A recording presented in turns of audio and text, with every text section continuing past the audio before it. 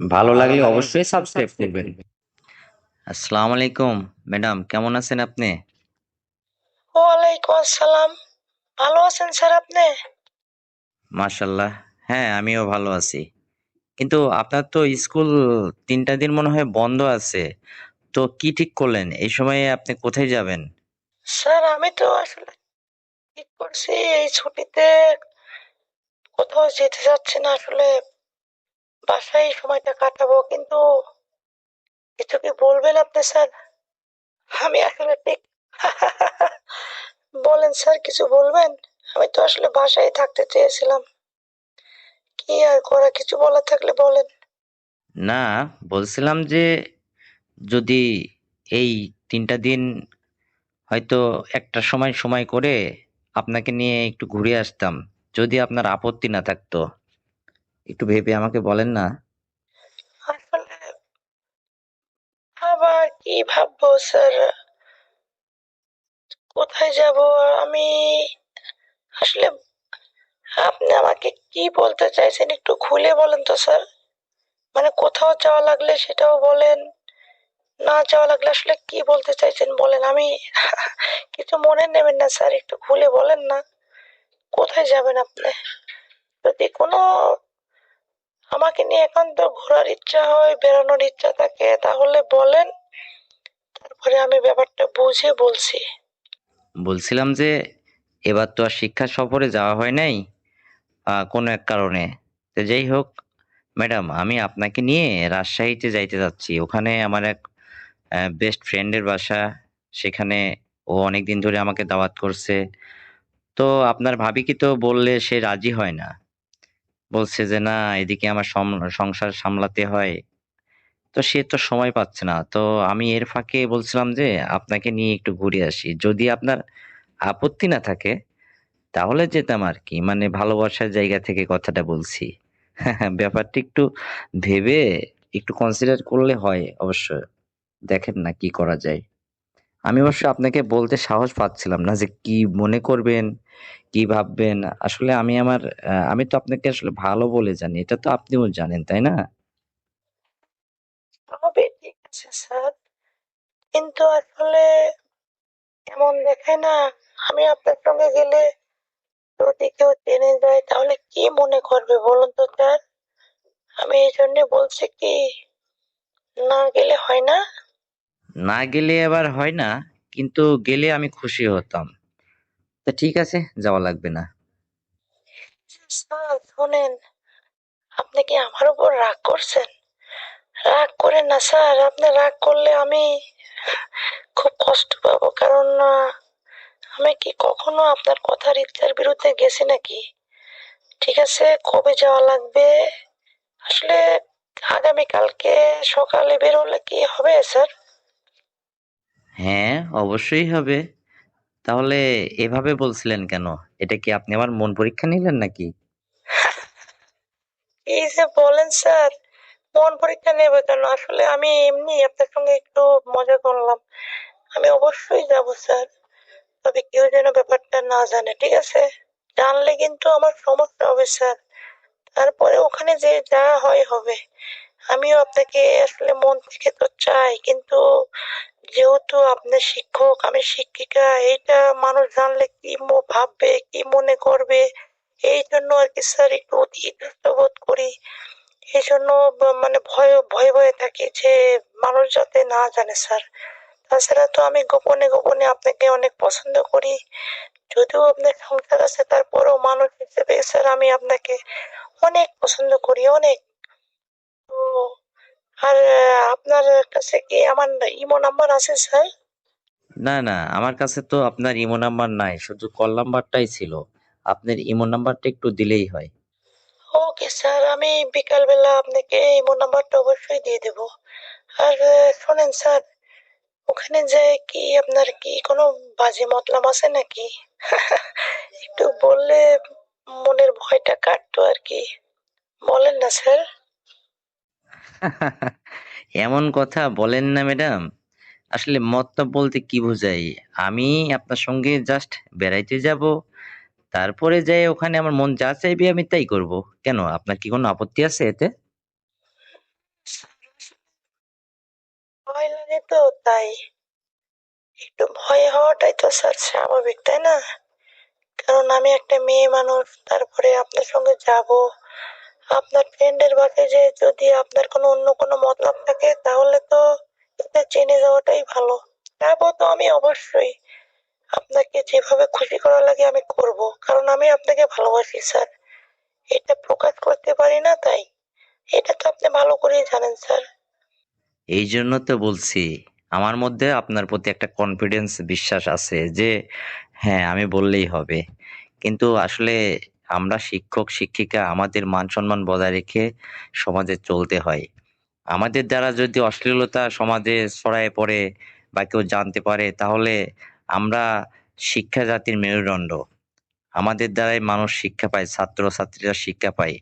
কিন্তু আমাদের দ্বারা যদি এমন কোনো কিছু ঘটে সেটা যদি একটা দৃষ্টান্ত হয়ে থাকে তাহলে আমরা শাসক হলাম কিভাবে, তাই না?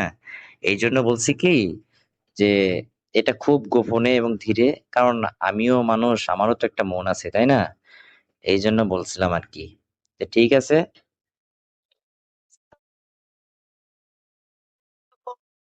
আপনার মতোই আর কি, তা কি করবো, এই জন্য তো পারি না স্যার। মন তো আমারও চাই আপনাকে অনেক ভালোবাসি বা আদর করি, বা ভালো মন্দ দুইটা কথা বলি, এক জায়গায় বসি, কিন্তু সেই পরিবেশ তো আর হয় না। কিন্তু আপনার বন্ধুর বাসায় গেলে সবই আমি দিতে পারবো, হবে। তবে আমার একটু ভয় লাগে স্যার, জানেন? যদি কেউ জেনে যায় তাহলে আমাদের মান ইজ্জত কিচ্ছু থাকবে না স্যার। এই জন্য বলছি যে স্যার, যেটাই করবেন খুব সাবধানে করবেন স্যার। মানে যেন কোনো কেলেঙ্কারি না হয়। তাছাড়া সারাটা দিন থাকবো, দুজনের ফুর্তি ফার্তা করতে যা হয় হবে। আর ভয় করে লাভ কি? যেহেতু শিক্ষা সফরে যাওয়া হলো না, ওখানে যেয়ে বেড়াই মোটামুটি মজা করে চলে আসবো চুপি চাপি। ওকে স্যার, আগামীকাল 10টায় আপনি আমাকে ফোন দিয়েন, আমি তৈরি রেডি হয়ে থাকবো। অবশ্য আমি কিন্তু শাড়ি পরে আসবো না সালোয়ার কামিজ পরে আসবো, এটা আপনি চয়েস করে আমাকে একটু বলেন না স্যার। ম্যাডাম যেহেতু এটা আমাদের একটু লং জার্নি তো আমি মনে করি সালোয়ার কামিজ পরে আসলেই ভালো হয়। এখন সেটা আপনার ব্যাপার। স্যার, আমি তো আসলে এটাই বলছিলাম যে শাড়ির চেয়ে আসলে সালোয়ার কামিজ পরলেই আমার জন্য ভালো হয়। মানে শাড়ি পরে বেশি একটু অভ্যস্ত না আমি, আমি আগের থেকে স্যার এরকম। ঠিক আছে স্যার, সালোয়ার কামিজ পরেই আসবো, একটু সেজে গুজে আসবো, আপনি তৈরি থাকেন। স্যার আমি এখন রাখছি, নাকি আর কিছু বলবেন স্যার? না, না, আমার আর কোনো কিছু বলার নেই। আমি আসলে যেটা ভয় পাচ্ছিলাম যে ম্যাডাম আপনি যাবেন কি না যাবেন? তো আমার তো হয়েই গেল। আমি এখন মহা খুশি। আমার চেয়ে পৃথিবীতে আর এখন আর কেউ খুশি নেই। তো ঠিক আছে আগামীকাল 10টায় আসবো এবং সাক্ষাতে কথা হবে, দুজনে ঘুরে আসবো। ঠিক আছে? আপনি রেডি হয়ে চলে আসবেন। আমি আপনাকে ফোন দিলে চলে আসবেন, ওকে? আচ্ছা স্যার, এটাই হবে আর কি। ভালো থাকবেন, নিজের যত্ন নেবেন। আল্লাহ হাফেজ। আমি কিছু বুঝলাম না। আপনি আমার সঙ্গে এরকম আচরণ করছেন কেন আব্বা? আপনি না আমার শ্বশুর? হ্যাঁ, আমি না আপনার ছেলের বউ? কেন আপনি আমার সঙ্গে যদি এইটাই করবেন তাহলে শাশুড়িকে বাড়ি থেকে পাঠিয়ে দিলেন কেন? আপনাদের সংসারে ঝামেলাও হয়, শাশুড়ির সঙ্গে মাঝে মাঝে ঝগড়াও হয়, আবার সে তাকে বাড়ি থেকে তার মেয়ের বাড়িতে পাঠিয়ে দিয়ে আপনি আমাকে লাগাবেন করবেন কেন? এরকম করবেন কেন? হ্যাঁ, আমি আপনার ছেলে বউ না? আর আপনি যখন তখন আমাকে বাসায় একা পেলেই আপনি মুখ চেপে ধরে করতে থাকেন। আপনি এর আগেও 2 দিন করে করছেন। আমি আপনাকে বলছি এই শেষবার আপনার মান ইজ্জত আপনি বজায় রেখে চলবেন। তা না, আপনি যখনই বাসাটা ফাঁকা পান ওই লোভে আপনি আমার মুখ চেপে ধরে যখন তখন আমাকে এই করবেন। খুব স্বাদ লাগছে না? এদিকে আপনার ছেলে ছুটিতে এসে আমার যে অবস্থা করে গেছে, এমনি শরীরটা খুব একটা ভালো না, আবার আপনি আজকে শাশুড়িকে বাড়ি থেকে বের করে দিয়ে আমার উপরে শুরু করছেন কেন? আমাকে আপনি বারবার এভাবে করতে হবে কেন? যদি কোনো কিছু একটা ঘটে যায় আর আপনার মান সম্মান থাকবে? হ্যাঁ, তো বন্ধুরা, আমার এই গল্পটি যদি আপনাদের একান্ত ভালো লেগে থাকে তাহলে অবশ্যই আমার চ্যানেলটিকে সাবস্ক্রাইব করবেন, ভিডিওতে একটা লাইক দিবেন আর শেয়ার করে অন্যকে দেখার সুযোগ করে দেবেন। আর হ্যাঁ বন্ধুরা, এই গল্পটি সম্পূর্ণ না শুনলে একদম মজা পাবেন না, কারণ এই গল্পটা যদি সম্পূর্ণ শোনেন তাহলে আপনাদের পরিস্থিতি কি হবে একবার ভেবে দেখেছেন? হুম? মজা নিতে থাকুন।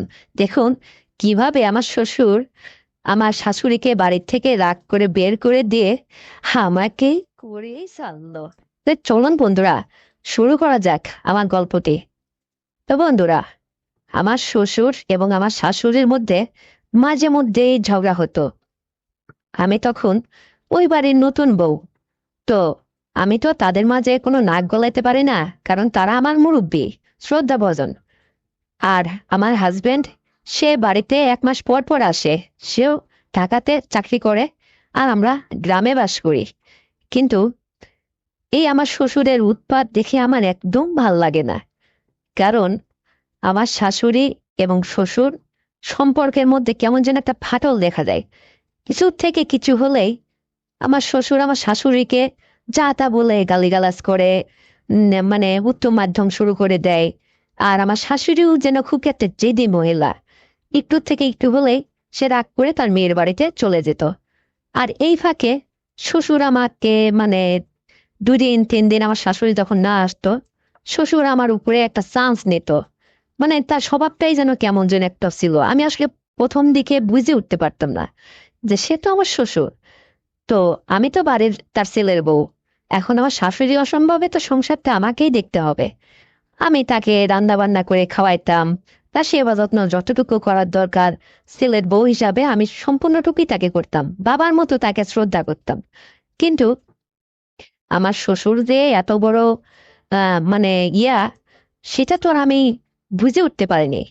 কিন্তু যখন আমার সংসার করার বয়স মানে 2 বছর হয়ে গেল, তখন দেখি আস্তে আস্তে, ও বাবা, আমার শ্বশুরকে নিয়ে গ্রামের মধ্যে মাঝে মধ্যে দু একটা জায়গায় এইরকম কেস হয়, মানে বিচার বসে, যেন ওই অমুকের বউয়ের দিকে তাকাইছে, অমুকের বউ বাথরুমের দিকে যাচ্ছে, গোসলখানায় আছে, সে নাকি ওকে মরে এগুলা দেখার চেষ্টা করে। এই যে তার একটা খারাপ রিপোর্ট, এই রিপোর্ট গুলা আমি আসলে শুনে বুঝে ফেললাম যে আসলে আমার শ্বশুরটা কোন স্বভাবের।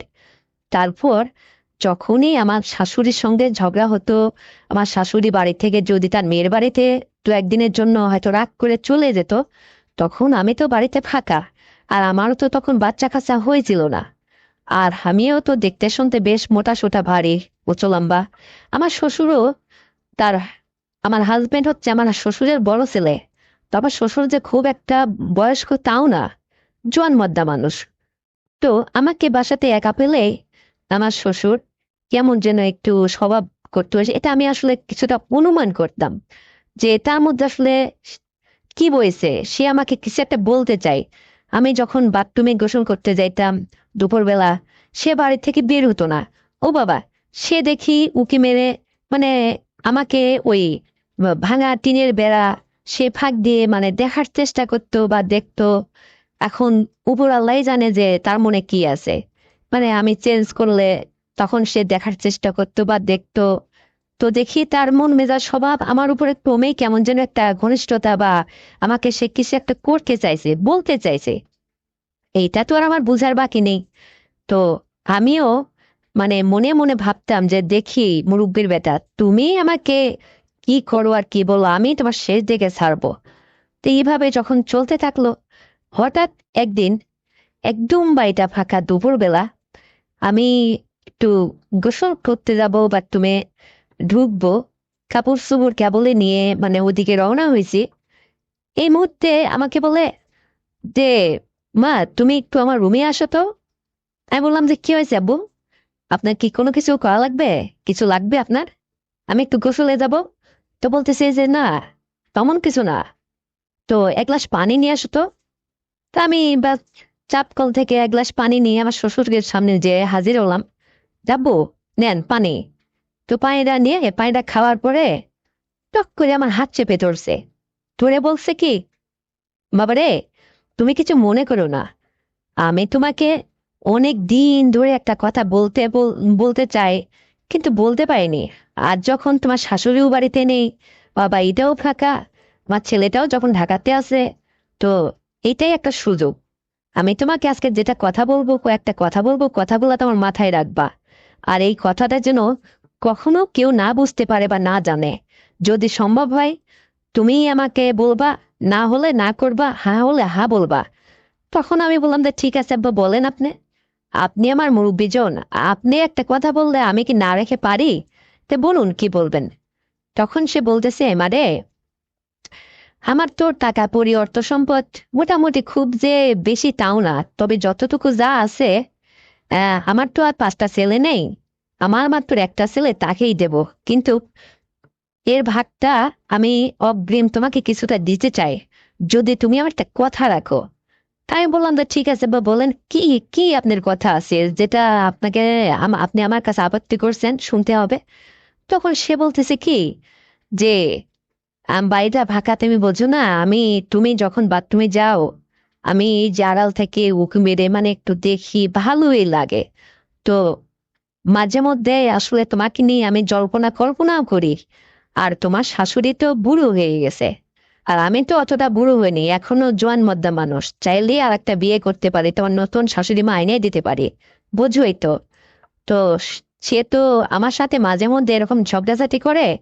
তো সম্পর্কের মধ্যে এরকম থাকলে কি একটা পুরুষ ছেলে ভালো থাকে বলো? আমার মধ্যে তো আসলে এইটার অভাব। এখন তুমি যদি মানে আমার এইটা যদি পূরণ করতে। তখন আমি বললাম, কি ব্যাপার আব্বা, আপনি এইরকম কথা বলেন কেন? আমি না আপনার ছেলের বউ? আপনি আমার সঙ্গে এইরকম আচরণ করেন? আপনি গ্রামের মধ্যে মাঝে মধ্যে আপনার বিচার বসে, আপনার স্বভাব চরিত্রটা এইরকম। তো আমি তো বুঝেই ফেলছি। তারপরে আপনি বাড়িতে তো অন্তত ভালো থাকবেন, আপনি নিজের বাড়িতে নিজে চুরি করবেন? তা কি হয়? আপনিও যা করবেন, খারাপ কাজ করেন আর ভালো কাজ করেন, সেটা আপনি বাইরে থেকে করে আসবেন। আমি আপনার একটা মাত্র ভূতের বউ, আপনি আমার সঙ্গে অন্তত আচরণটা ভালো রাখেন। কে কার কথা শোনে রে বাবা, লাভ দিয়ে উঠে না, চপ করে আমার মুখটা চেপে ধরছে। তোরে আমি মেক্সি পরা অবস্থায় ছিলাম, টাস করে মেক্সিটা তুলেই মানে আমাকে যেভাবে করলো, মানে আমি কাউকে ভাষায় প্রকাশ করতে পারছি না। এমন ধাপ দিল না, এমন করা করলো না, 1 ঘন্টা ধরে এটা করলো। করে করে তারপর আমাকে বলতেছে, খবরদার এই কথা যেন কেউ না জানে। আর আমি আজকের পর থেকে আমার ছেলের পরেই তোমার দায়িত্ব নিলাম।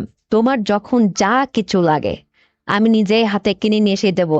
এমনকি তোমার টেপ পর্যন্ত আমি নিজে হাতে কিনে নিয়ে এসে দেবো, বুঝতে পারছো? তখন আমি বললাম যে ঠিক আছে, আপনি তো সব করেই ফেলছেন, আর বাদ রাখলেন কোথায় আব্বা? আপনি তো কোনো কিছু বাদও রাখেননি। আর আমি আজকের পর থেকে আমি আপনাকে আর বাবা বলে ডাকবো না, শ্বশুর সম্বোধন করবো না, মানুষের সামনে ডাকবো, কিন্তু আড়াল থেকে কখনোই আপনাকে আর আমি শ্বশুরের সম্মানটা দেব না, কারণ সেটা তো আপনি ভেঙেই দিলেন। আর আমার শ্বশুর তো অনেক জোয়ান মদ্দা মানুষ ছিল, ওরে বাবা, সে এমন করে করলো, মানে হ্যাঁ, আমার 12টা বাজিয়ে দিল। যাই হোক, এদিকে আমার স্বামী 1 মাস পর পর বাড়িতে আসে। সে 2 দিন 5 দিন থাকে। সে একবার এসে যে করা করে যায়, মানে বোঝেনি তো, অনেকদিন পর যদি স্বামী বাড়ি আসে তাহলে তাকে তো সেবা যত্নটা ভালো করেই করতে হয়।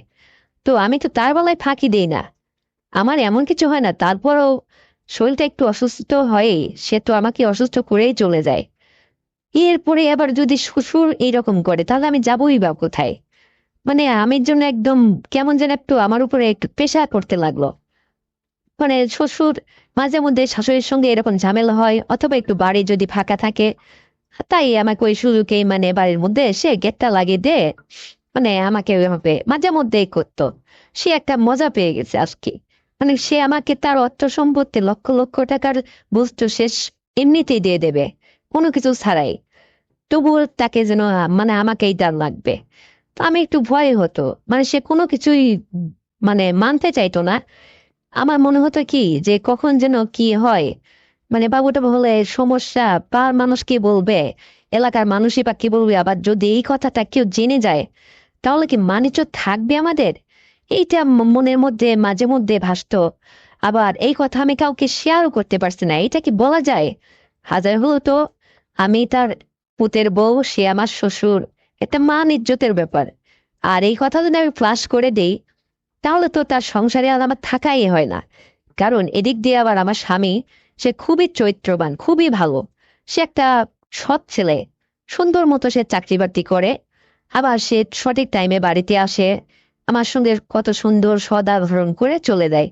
কিন্তু তার বাপ যে বাবার এভাবে এতটা পাজি, এটা আগে কখনো জানতাম না। তো কি আর করা বন্ধুরা, মানে কপালের দশা, কপালের বুক থাকলে ঠেকাই কে। তা আমার এরকম বদমাইশ শ্বশুর মাঝে মধ্যেই আমাকে এরকম মানে ব্ল্যাকমেল করার মতো করে করতো। আর আমি আসলে সহ্য করে গেছি একটা মাত্রই, কারণ আমিও জন্মদা কম ছিলাম না, মানে জোয়ান উঁচু লম্বা একটু মোটা ছিলাম অবশ্যই। তো সেক্ষেত্রে সে কি এমন করবে, আমার কিছুই হতো না, ভালোই লাগতো। যখন সে আমার লজ্জাটা ভেঙেই দিল, আর একবারই কি আর পাঁচবারই কি, এতে আর আমার কোনো যায় আসে না। যাই হোক, এভাবে দিনের পর দিন চলতে থাকলো। তারপরে যখন আমার স্বামীর কাছ থেকে আমার একটা বাবু আসলো, তখন আমার বাবুটা হওয়ার পরে, আমার বাবুটা যখন বড় হলো, আর আমার শ্বশুরকে আমার বাবুটা যখন দাদা দাদা করে ডাকা শুরু করলো, তার মধ্যে তখন মন মানসিকতাটা চেঞ্জ হলো। এবং আমিও বললাম যে আল্লাহ, আমি আজকের থেকে মনে হয় রক্ষা পেলাম তার হাত থেকে, আর আমাকে ডিস্টার্ব করার মতো কোনো মানুষ থাকলো না। তারপর থেকে বন্ধুরা, এই যে আমি এখন ভালো সৎভাবে জীবনযাপন করছি, আর উপরওয়ালার কাছে ক্ষমা চাই যে আল্লাহ, আমি তো স্বেচ্ছায় এটা করিনি, কিন্তু আমার বদভাই শ্বশুরটা আমাকে জোর করে যখন এটা করছে, সেখানে তো আর আমার একটা মেয়ে মানুষ অবলা পয়া হয়ে তো আর আমার কোনো হাত ছিল না। তাই তার কাছে ক্ষমা ক্ষমা প্রার্থনা করি যে সে যেন আমাকে মাফ করে দেয়। আর আমার শ্বশুরকেও আল্লাহ জ্ঞান দিছে, সেও এখন ভালো হয়েছে, জানি না তার হিসাব তার কি হবে, সে মাপ পাবে কিনা। তো বন্ধুরা, এই ছিল আমার শ্বশুরের আচরণ আমার সঙ্গে। সে দিনের পর দিন যেভাবে আমাকে করছে, তো কিছু করার ছিল না। ভাগ্যিস আমাকে একটা বাবু উপহার দেয়নি, তাহলে তো আরো কেলেঙ্কারি হয়ে যেত। আর কেউ জেনে যায়নি, জানলে কি আর মানিজ্য থাকতো? তো এইরকম যদি সচরাচর কারোর সাথে আপনাদের ঘটে থাকে, কোনো বোন যদি আমার এই গল্পটা শোনেন বা বন্ধু শোনেন, তাহলে আমাকে কমেন্ট করে জানাবেন। এটা আমার বাস্তব অভিজ্ঞতা থেকে বলছি, যেটা আমার সঙ্গে ঘটছিল। তো বন্ধুরা, যদি আমার এই গল্পটি আপনাদের ভালো লেগে থাকে, তাহলে অবশ্যই আমার চ্যানেলটিকে সাবস্ক্রাইব করবেন, ভিডিওতে একটা লাইক দিবেন, আর শেয়ার করে অন্যকে দেখার সুযোগ করে দিবেন। আর এরকম আরো ভিডিও পেতে, এরকম সুন্দর সুন্দর গল্প পেতে আমাদের সাথেই থাকুন। আসছি নতুন গল্প নিয়ে, একটু অপেক্ষায় থাকুন। তো বন্ধুরা, ভালো থাকবেন, সুস্থ থাকবেন, আল্লাহ হাফেজ। ধন্যবাদ সবাইকে। জামাই বাবাজি, হ্যাঁ আম্মা, ভালো আছেন আপনি? আলহামদুলিল্লাহ বাবা, আমি ভালো আছি, তুমি ভালো আছো তো? আমিও আছি মোটামুটি। আমার কথা বাদ দেন তো। তো কি খবর, কিছু বলবেন আপনি? হ্যাঁ রে বাবা, আমি তো তোমাকে একটা কথা বলতে চাচ্ছিলাম। সেটা, তুমি আসলে বাড়ি আসবে কবে বলো তো? শাশুড়ি আম্মা, আমার তো আসলে বাড়ি আসতে আসতে 4-5 দিন সময় লাগবে। কেন, এত জরুরি কিছু হয়েছে নাকি? ওদিকে বাড়ি থেকে ফোন টোন করছিলা? মেয়েরা সবাই ভালোই আছে তো? হ্যাঁ আম্মা, ওরা সবাই ভালো আছে। এখন আপনি কি বলতে চাচ্ছেন, কি জন্য ফোন করেছেন সেটা একটু বলে ফেলুন। আমি বলতে চাচ্ছিলাম, তোমার শ্বশুর ওই যে হাড়ের ব্যথা ওঠে তো মাঝে মধ্যে, তো আসলে তার চিকিৎসার জন্য বাইরে ইন্ডিয়াতে পাঠানো হচ্ছে। সেখানে নাকি ভালো চিকিৎসা হয়। তো সে তো এক দেড় মাস আসবে না বাড়িতে। তার সঙ্গে তোমার ওই ছোট শালাবাবুটা, সেও যাচ্ছে। আমি তো বাসায় একাই আছি, একদম একা একা। তো তুমি বাড়িতে না ঢুকে যদি এখানে আসতে একটু, তাহলে ভালো হতো না? আম্মা, আমি তাহলে 3-4 দিনের মধ্যে চলে আসতেছি বাসাতে। কোন বাসায়, আমার কাছে না মেয়ের কাছে? আপনার মেয়ের কাছে বা যেয়ে আমার কি লাভ হয় সেটা আর আপনাকে কি বলবো। তাহলে আমার কাছে চলে আসো, আমি তোমাকে পোষায় দেবো না? আম্মা, আপনার মেয়ের কাজটা আপনার মেয়েই পারবে, আপনি আবার সেটা কিভাবে পোষায় দিবেন, তা কি সম্ভব? যদি বলি সম্ভব, তাহলে কি? তুমি কি অবাক মনে হচ্ছে তোমার, হ্যাঁ? তুমি এখানে আসা সত্যি আমি তোমার পোষায় দেবো না। দেখো, তোমার শ্বশুর এই হাড়ের ব্যথা ব্যথা করে আজ কতটা দিন এই যে বিছানায় পড়ে থাকে, মানে কোথাও লড়তে চড়তে পারে না। আমি তো এইভাবে ওনারে আসি, বোঝো না? আমারও তো দরকার। তো তুমি যদি এইভাবে মানে শুধু মেয়েরে নিয়ে পড়ে থাকো, তাহলে আমার কি হবে বলো? আমার একটু ব্যবস্থা ট্যাবস্থা করো। তুমি তো জানোই আমি তোমার এরকম একটা হ্যান্ডসাম শাশুড়ি থাকতে, তুমি একটু খেয়াল নজর রাখো বাবা। একদম চোখ বন্ধ করে থাকলে হয়? তুমি আমার বাড়িতে আসো, তারপরে আমি তোমাকে সব বলছি। মেয়ে দিয়ে হয় না, আমি তো আছি। সত্যি বলছেন না মিথ্যা মিথ্যা? আর দেখেন, আমাকে মিশিয়ে আসা দেবেন না। কারণ আপনাকে আমি বহুদিন আগের থেকেই মনে মনে এরকম কিছু একটা ভাবছিলাম, কিন্তু বলে উঠতে পারিনি। কারণ আমার শ্বশুর তো সে বিছানাতে পড়েই থাকে। আর আপনি যে আসলে কিভাবে থাকেন এটাই আমার মাথায় ধরে না। আর এই যুগের মানুষকে এরকম পাগল আছে? হ্যাঁ, সে কোনো একটা সাইডে ব্যবস্থা করে নেই। তো আপনি তো কোনোটাই করেননি। আমার মতো আপনার যুবক হ্যান্ডসাম জামাই থাকতে আপনি কেন এই দশায় ভুগবেন বলেন? আমি তো আছি। আপনি একটু খালি হ্যাঁ বললে আমি রাজি। কি সত্যি বলছো তুমি? বিশ্বাসই হচ্ছে না আমার, জানো। তুমি আমার কথায় সত্যি রাজি হয়ে গেলে? বিশ্বাস করো, তুমি কালকে চলে আসো বাবা, আমার আর দর্শ হয়েছে না। আমি তো এরকম কথা তোমাকে বলেই সাহস পাচ্ছিলাম না, আর তুমি যখন নিজেই বলে ফেলছো, তাহলে তো তোমার কোনো আপত্তিই নেই। এখন তো আসলে আমি ক্লিয়ার হয়ে গেলাম। তুমি যত তাড়াতাড়ি সম্ভব চলে আসো তো বাবা। আম্মা, আপনার হাতে টাচ ফোন আছে না? হ্যাঁ রে বাবা, আছে তো। কেন? না, টাচ ফোন থাকলে রাত্রে একটু ভিডিও কলে আপনার সঙ্গে কথা বলতাম, দেখতাম, আপনাকেও দেখতাম, আমিও আসলে আপনাকে সবকিছু দেখাতাম। আর আমিও আপনার কাছ থেকে সবকিছু একটু দেখতে চাইতাম। আর শোনেন, আমি যেহেতু দু একদিনের মধ্যে বাসাতে চলে আসতেছি, আপনার জন্য কিছু কেনাকাটা করে আনতাম। তাই মার্কেটে গেলে আমি কিছু জিনিস কিনবো আপনার জন্য। সেটা মানে ভিডিও কলে দিলে আপনি চয়েস করে ওটা বলতেন যে কোন কালারটা লাগবে। তুমি আবার আমার জন্য কি কিনবা রে বাবা? আমার জন্য কোনো কিছু কেনা লাগবে না। আরে আমার তো কত কাপড় চোপড় বাড়িতে আছে, কত কিছু আছে। অতটা কি কিনবা তুমি? তোমার যা ইচ্ছা, যা মন চায়, এত করে যখন তোমার শখ করছে, তুমি কিনে নিয়ে আসো তো বাবা। না, আমি বলছিলাম যে আমি তো আপনার মাপ জানি না, এই জন্য। বুঝলাম না, কিসের মাপ রে বাবা? বোঝেন নেই? ও, হ্যাঁ, এখন আমি বুঝতে পারছি। তাহলে সরাসরি বলতেই তো পারো, যখন কিনতে চাইছো। বললে দোষ কি? আমি তোমাকে পারমিশন দিয়ে দিলাম। ওই 38 নিয়ে এসো, বুঝতে পারছো? দেখেন, হরেক রকম কালার দেখে 2 ডজন কিনছি। হ্যাঁ, অলরেডি আমি কিনে রাখছি। এই জন্য ভিডিও কল দিতে বললাম, তাহলে রাত্রে আমি আপনাকে সব দেখাতাম একটা একটা করে। অনেক সুন্দর সুন্দর এখানে উন্নত মানের এই জিনিসটা পাওয়া যায় এখানে, বুঝতে পারছেন? আর শোনেন, আমি কিন্তু আপনার নিজ হাতে এটা যেয়ে পড়াবো। যদি আপনি পড়াইতে দেন তাহলে আমি নিয়ে যাবো, তাছাড়া এটা নিজে আপনার মেয়েরে দেবো আমি। আরে বাবা, তুমি নিয়ে আসো, আমি কি তোমাকে না করছি? আর তুমি ওইটা মেয়েরে দেওয়া, মেয়ের তো এটা হবে না, আমার হবে। আমার মেয়ে হ্যাংলা পাতলা না, তার কি হয়? আমার হবে, বুঝছো না? আর শোনো, তুমি যাই আমাকে দাও আর না দাও, আমি তাতেই খুশি। তোমার কোনো দেয়াতে ঠোয়াতে আমি খুশি না, আমি এমনি খুশি। তবে আমি তোমাকে পাইলে আমি বেশি খুশি হব, বুঝতে পারছো? তুমি তোমার নিজেকে আমাকে গিফট করো। কারণ আমার অবস্থা তো বুঝতেই পারছো, আমি অনেক দিন আর কতদিন এইভাবে থাকবো তুমিই বলো, অনাহারে আছি। আমার তো দরকার। এখন তুমি যদি আমার একটু ব্যবস্থা করো বাবা, যেমনি তুমি উঁচু লম্বা একদম হ্যান্ডসাম একটা ছেলে ছিলে, আর তোমাকে দিয়ে আমার হবে আসলে। তোমার শ্বশুরও কম না, তবে সে তো অসুস্থ, আর তার আশা তো ছেড়েই দিছি। এখন যে দুদিন সে দুনিয়ায় থাকে আসলে, তার তো এভাবেই মানে ভুগতে ভুগতে দিনটা যাবে, বুঝতে পারছো? এই জন্য আমার তো বাকি দিনটাও চলতে হবে। তুমি যদি কন্টিনিউ আমার সাথে এই ধরনের একটু উপকার করতে, তাহলে তো আর আমার কোনো টেনশনও ছিল না। দেখো, তোমার এই ছোট চাষি ছাউরি, ওরও কিন্তু একই দশা। তবু ওর একটা ব্যবস্থা করে নেছে। ও আমাকে বলছিল কি, যে ভাবি, আপনি না হয় আমার সঙ্গে আসেন, আমি যেখানে যাই, আমার এক ভাই আছে মুদির দোকানদার, আমি ওখানে যাই এই সমস্ত করি, আর মাঝে মধ্যে ওর থেকে দোকান সদাই টদাই নিয়ে আসি, আমারও তো ওটাও চলে যায়, আমারও হয়। তো আপনি কি যাবেন? তাই বলছি যে না না, আমি এরকম বাইরে কোথাও যাব না। তো নিজের জিনিস নিজের ঘরেই থাক। তুমি আছো না, এই জন্য তোমাকে বলছি। তুমি আমার একটা ব্যবস্থা করো না বাবা, প্লিজ দেখো। আর আজকে শোনো, আমি রাত্রি 11টার সময় ভিডিও কল দিয়ে তোমাকে আমি আমার সব কিছু দেখাবো বাবা। তুমি দেখো না কত সুন্দর যত্ন করে আমি রাখছি। তুমি দেখলে একদম মানে খুশিতে তুমি আত্মফুল্ল হয়ে যাবে, বুঝতে পারছো? এত সুন্দর করে রাখছি, মনে হচ্ছে কোনোদিন হাতেই পড়েনি। এত সুন্দর কিছু থাকতে আমি, তুমিই বা বাইরে যাবে কি, আর আমি বা আমার এত যত্নের জিনিস বাইরে দেবো কেন? তুমিই বলো। আচ্ছা, এই সমস্ত লোভ দেখিয়ে আবার অন্য কোনো মতলব নেই তো আপনার? আরে না রে বাবা, তুমি বিশ্বাস করো না কেন? আচ্ছা, বুঝলাম, তুমি তোমার মনের মধ্যে তুমি বিশ্বাস আনতে পারোনি, ভালো কথা। তবে তুমি আজকে 10টা 11টার দিকে সবাই যখন ঘুমিয়ে পড়বে, তুমি তখন আমাকে ভিডিও কল দাও। আমি তোমাকে আজকে একদম পায়ের থেকে মাথা অবধি সুন্দর করে তোমাকে আমি সেজে গুজে সুন্দর করে তোমার সামনে আমি নিজেকে প্রেজেন্ট করব। তখন হবে তো? তখন দেখো তুমি যেভাবে দেখতে চাইবে, মানে তুমি যেভাবে চিৎকার যেভাবে আমাকে দেখতে চাও, আমি সেভাবে আমি তোমাকে দেখাবো। আর আমিও তোমাকে জানো দেখবো, তোমার সবকিছু কিন্তু আমাকে দেখাতে হবে, কথা দাও।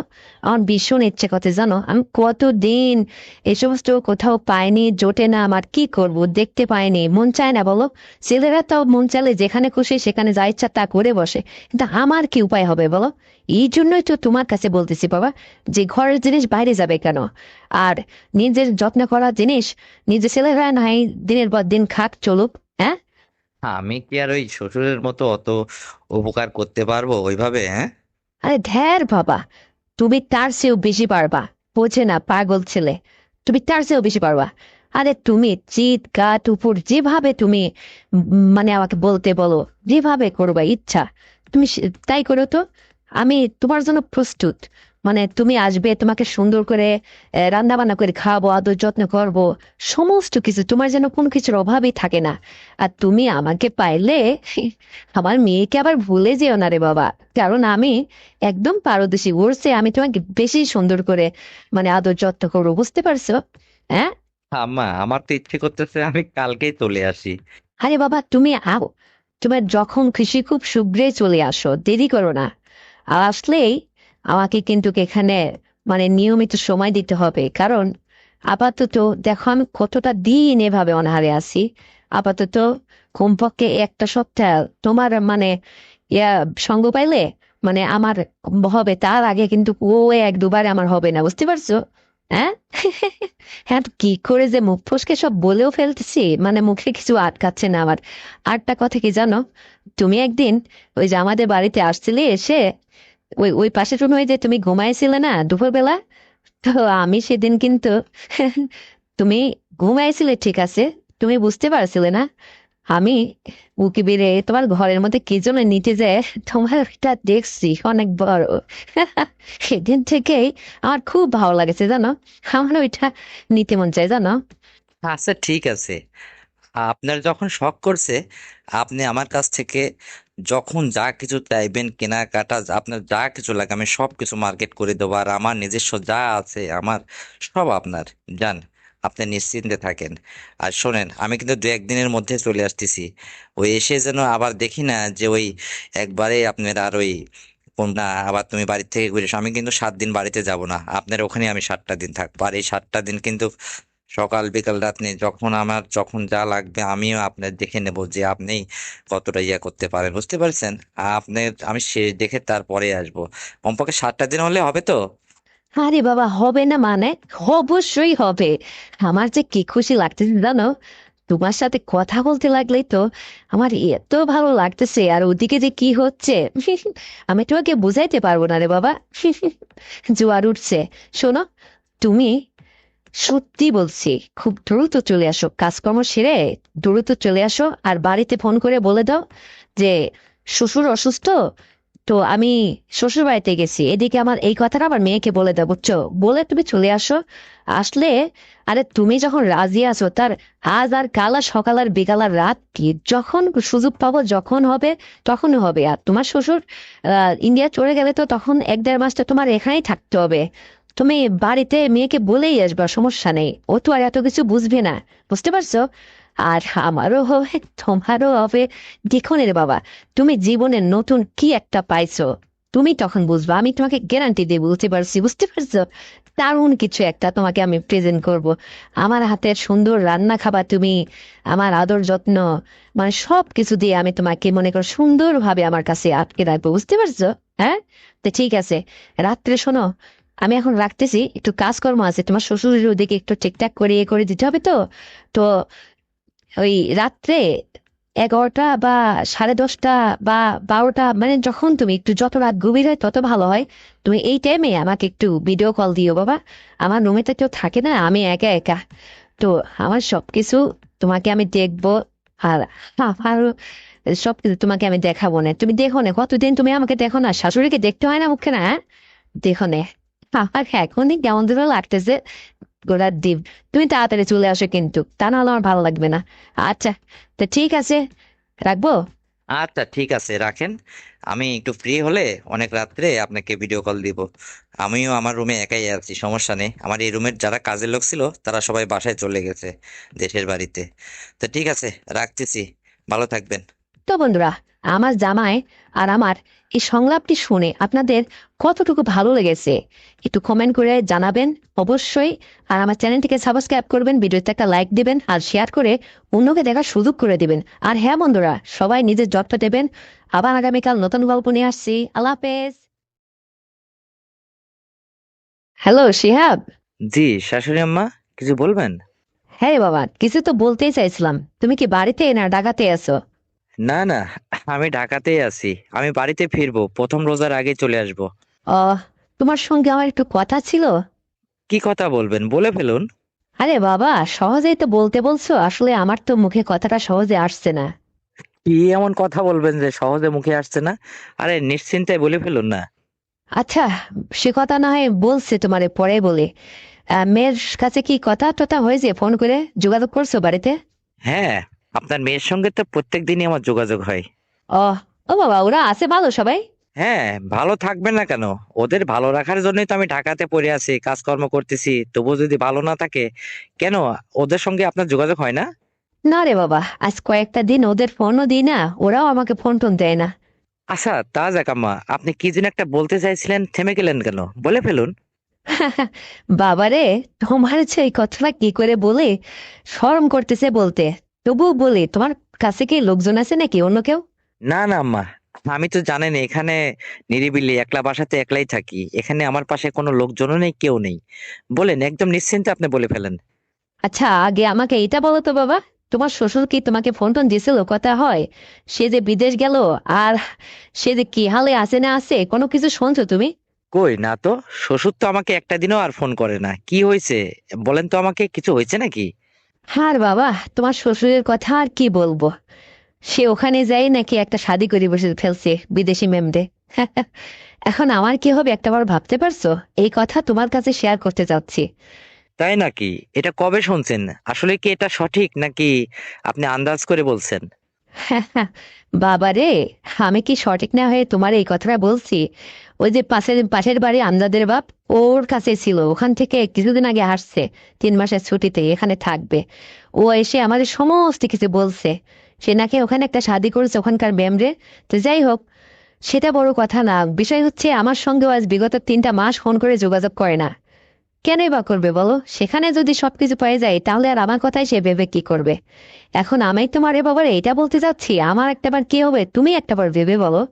কারণ হ্যাঁ, আমি তো সুন্দরী, আর আমার কোনো কিছুতে কমতে নেই। আমার একটা মাত্র মেয়ে, সেই মেয়েটারে তোমার সঙ্গে শাদি দিছি, তোমার সংসারে গেছে। এখন আমার জীবনটার কি হবে তুমি একটাবার আমাকে বলো তো বাবা। আমি জামাই হয়ে আর আপনার এই কথা কেমন করে বলবো? আপনি ভাত মাছ খান আর সংসারেই থাকেন, আর কি করবেন না? তাছাড়া কি অন্য কোনো উদ্দেশ্য আছে নাকি আপনার? তুমিও এই কথাই বলছো বাবা? ভাত মাছ খেয়ে পড়ে থাকলে সংসার চলবে, জীবন চলবে, আর কিছু লাগে না তোমার শাশুড়ির? হ্যাঁ, কোন মুখে এই কথাটা বললে? আমি কি একদম বুড়ো হয়ে গেছি রে বাবা? হ্যাঁ, আমাকে কি তোমার একদম পছন্দ হয় না, ভাল লাগে না? আমাকে নিয়ে একটু চিন্তা ভাবনা করো, কি করবা একটু ভেবে চিন্তে বের করো, তারপরে আমাকে বলো। দেখেন শাশুড়ি আম্মা, আপনাকে আমি আসলে কোন মুখে কি বলবো? আপনার কোনটা বা কমতি হচ্ছে, কোনটা বা দরকার, আর আমি আপনারে কি বলবো আপনিই বলেন। আচ্ছা জামাই বাবাজি, তোমার একটা প্রশ্ন করি আমি, তুমি কিছু মনে নিও না। শোনো তো বাপ, আমার মেয়ে তোমাকে কতটুকু সুখী করতে পারছে এই জীবনে বলো তো? এই যে এইটা আবার কেমন প্রশ্ন করলেন আপনি? হ্যাঁ, আপনার মেয়ে কম করলেও আমারে করছে, বেশি হলেও আমারে করছে, ওতেই আমি খুশি। এখন আমি কর্মের জন্য বাইরে থাকি। ওই 2 মাস 1 মাস পর বাড়িতে গেলে যতটুকু হয় অতটুকুই, তার বেশি তো আর আশা করতে পারি না। তবুও আপনার মেয়ে রোগা রোগা ভাব, ও দিয়ে কোনো রকম দিন পথ যায় না, তবুও মানায় নিছি। কারণ আমি একটা বংশতে ঘরের ছেলে, বুঝতে পারছেন? আমাদের মান ইজ্জতের অনেক দাম আছে। বাবারে, এটা দেখেই তো তোমার মতো ছেলের হাতে আমার মেয়েটারে উঠায় দিছি, আমার মেয়েটা সুখে থাকবে এই আশায়। কিন্তু একটাবার কি তোমার শাশুড়ির কথা মনে হয় না? আমার দিন পরটা কেমন যাবে? এইটা আসলে আমি তোমাকে যে কি করে বোঝাইতে যাচ্ছি, আমি এখন পর্যন্ত তোমাকে বোঝাইতেই পারলাম না। তুমি কি একটু বুঝতে পারতেছো না আমি তোমাকে কি বলতে চাচ্ছি?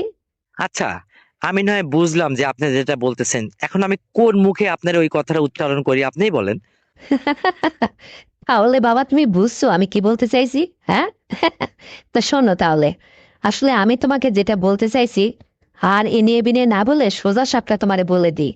এখন তোমার শ্বশুর যে কাজটা করে বসছে, তো আমার উজ্জ্বল ভবিষ্যৎটা একদম শেষ। আমি এখন কারে নিয়ে থাকবো? আমার মেয়েটা তোমার সংসারে গেছে, এখন সংসারে আর ছোট বড় কোনো ছেলে মেয়েও আমার নাই। আমি তো একদম একা এই ফ্ল্যাট বাড়িতে পড়ে আছি। আমার অর্থ সম্পদেরও আল্লাপাক কোনো কিছুতে কম দেয়নি, কোনো কিছুর অভাব নেই। তুমি চাইলে এখানেই থাকতে পারো। আর আপনার মেয়ের কি হবে তাহলে? না, আমি তা বলছি না। বলছি এসে মাঝে মধ্যে 2-4 দিন এখানে থেকে যাবা, তুমি তোমার কর্মস্থলে থেকে কাজকর্ম করলা, মেয়ে নিয়ে সংসার জীবন চালাচ্ছ, যেভাবে চলতেছিল এভাবে থাকবা। মেয়ে যেন বুঝতে না পারে যে তুমি কোনো একটা ফাঁকে ফাঁকে আমাদের বাড়িতে আসো। এখানে জাস্ট আমাকে একটু সময় দিতে হবে, তোমার পারবে এটা? কারণ তুমি তোমার শ্বশুরের অপেক্ষায় থেকে থেকে আর আমার দিন গুনতে হচ্ছে না, আর আমার দিন গোনা দিন শেষ। কারণ সে যে কাজটা করে বসছে, তার মনে হয় আর আমাকে জীবনে কোনোদিন প্রয়োজনই হবে না। এখন আমার কি হবে? আমার তো জীবনটা খুব যে শেষ হয়ে গেছে তা তো না। মধ্যম বয়সী আমি, আমার আসলে অনেক কিছু দরকার, যেটা তুমিই বুঝতে পারবে। আর শোনো, আমি তোমাকে এইটাই এতক্ষণ ধরে বোঝাইতে যাচ্ছি, তুমি আমাকে একটু খুশি করতে পারবে বাবা? আমাকে মানে একটু খুশি করো, আমার ভীষণ দরকার, বুঝতে পারছো? আমি আর এইভাবে থাকতে পারছি না। কারণ অনেক জামাইরা শাশুড়িকে খুশি করে না, অনেক কিছু দিয়েই তো হেল্প করে। আমি সেই সাহায্যটাই তোমার কাছে চাইছি। আমি কি তোমাকে বোঝাইতে পারছি আমি তোমাকে কি বলছি?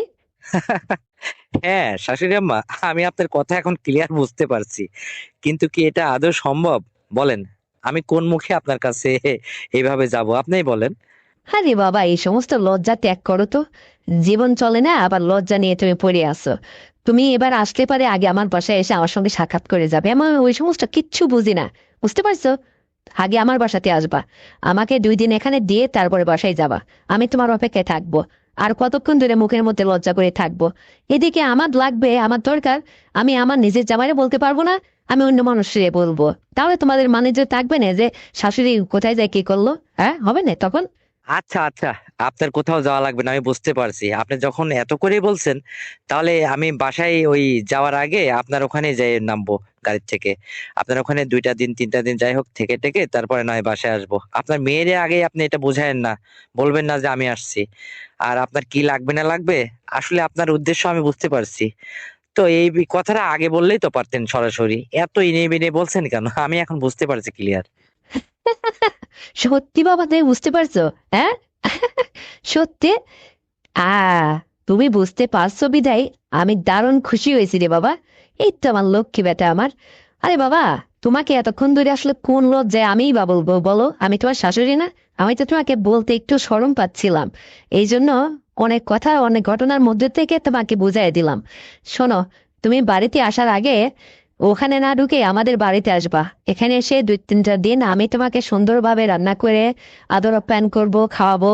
তারপরে তোমার শাশুড়ি যেটা চায় তুমি সেটা মন ভরে দিয়ে যাবে। তাহলে আমার আর কিছু লাগবে না, মাঝে মধ্যে আমাকে এটা দিয়ে ঠান্ডা করে যাবে। আর শোনো বাবা, আসলে কি বা বলি তোমাকে, মেয়ের কাছ থেকে আমি শুনছি, বুঝতে পারছো? মেয়ে দেখি এখানে এসে গল্পে গল্পে ওর মা শাশুড়ির কাছে এগুলা বলে, মানে তোমার ওইটা নাকি অনেক মোটা বড়, মানে দারুণ। এটা শুনে আমার মধ্যে খুবই একটা আশা জাগছে। আশা আসলে সবাই করে, বুঝতে পারছো? সবাই কি পায়? আর শোনো, এই জন্য আমি তোমাকে ডাকতেছি। আর তোমার শ্বশুরেও কম ছিল না, সেও তো অনেক মানে বড় উঁচা লম্বা মানুষ। তো তারও কম ছিল না, আসলে তাকে যে আমি জীবন থেকে মনে হচ্ছে যে হারায় ফেলতে যাচ্ছি এক পর্যায়ে। সে বিদেশ করতে করতে এক পর্যায়ে বিদেশেই সবকিছু ব্যবস্থা করে ফেলছে। এখন আমার তো চলতে হবে রে বাবা, সবারই তো সবকিছু দরকার। এখন এমন তো না যে এই বয়সে কোথাও শাদিমাদি করে চলে গেলাম, তাও তো পারতেছি না। এই জন্য আজকের থেকে তোমার উপরে দায়িত্বটা দিয়ে দিলাম। মাঝে মধ্যে তুমি একটু আমার খেয়াল খুশি করবা। তোমার ওইটা নেওয়ার খুব শখ হয়েছে আমার, বুঝতে পারছো? এইটাই আর কি, তাছাড়া কিছু না। আর আমি তোমাকে যে কত সুন্দর করে আপ্যায়ন করব তুমি ভাষায় প্রকাশ করতে পারবে না। কারণ আমি জানি ইতিপূর্বে আমার মেয়েও তোমাকে এত সুন্দর করে আপ্যায়ন করেনি, এই সমস্ত কখনো দিইনি তোমাকে। আমি দারুণ ভাবে বাবা তোমাকে দিব, বুঝতে পারছো? তুমি একটাবার এসে দেখোই না তোমার শাশুড়ি তোমার জন্য কতটুকু কি করতে পারে, বুঝতে পারছো? পাগল ছেলে। আচ্ছা শাশুড়ি আম্মা, দেখা যাবে না। তো শোনেন, কালকে একটার সময় দিনের বেলা ফোন দিয়েন তো। আমি ওই যে নাইটে ডিউটি ছিল তো, ওই জন্য একটু ঘুম পাচ্ছে, অনেক রাত হয়ে গেছে, এখন ঘুমাই, ফোনটা রাখি। শোনো জামাই বাবাজি, আমার কথা আবার তোমার মনে থাকবে তো? মনে যেন থাকে, রাখতে যাচ্ছ রাখো। ওকে, আল্লাহ হাফেজ। তো বন্ধুরা, আমার এই সংলাপটি শুনে তোমাদের কেমন লেগেছে? যদি ভালো লেগে থাকে তাহলে এক্ষুনি চ্যানেলটিকে সাবস্ক্রাইব করে দাও, ভিডিওতে একটা লাইক দাও আর শেয়ার করে তোমার কাছের বন্ধু বান্ধবকে শোনার সুযোগ করে দাও। আর হ্যাঁ বন্ধুরা, আগামীকাল আরো সুন্দর গল্প নিয়ে আসবো। ততক্ষণে সবাই তোমরা এই চ্যানেলের সাথেই থাকবে এই প্রত্যাশায়। আল্লাহ হাফেজ।